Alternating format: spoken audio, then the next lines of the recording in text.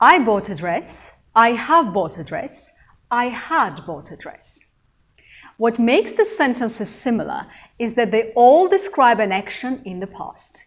What makes the sentences different is that those actions happened at different points in the past. English is a very specific language. Its grammar is very logical. Just use the correct grammar and you can explain your ideas clearly without using extra words.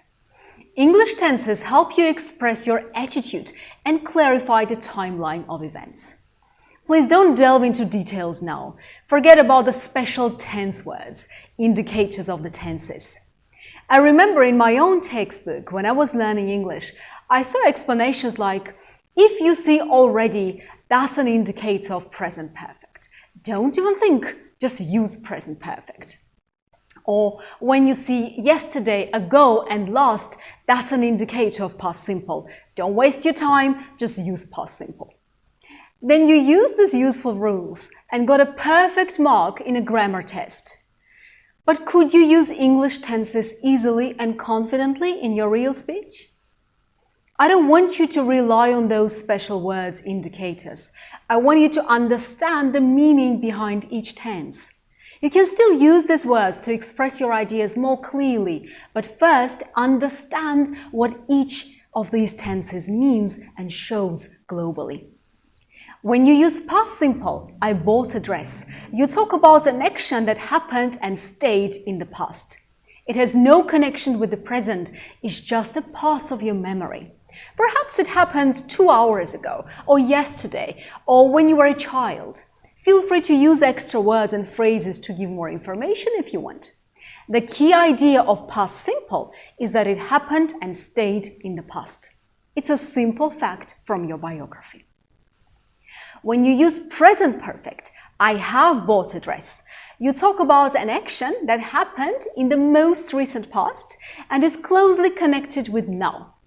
It's like you go shopping, you buy a dress, and then you call your friend and say, hey, I've just bought a dress. Compare, I bought a dress when I went to Milan last winter. It's a fact from your biography. And I have bought a dress. Do you like it?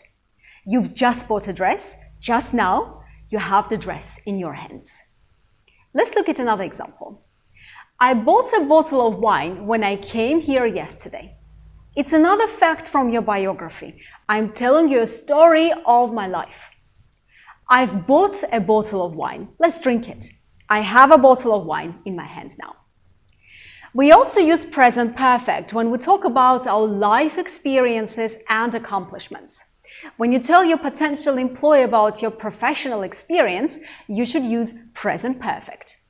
You don't give any timelines, you just say what you have done in the course of your life. For example, this is my life and work experience.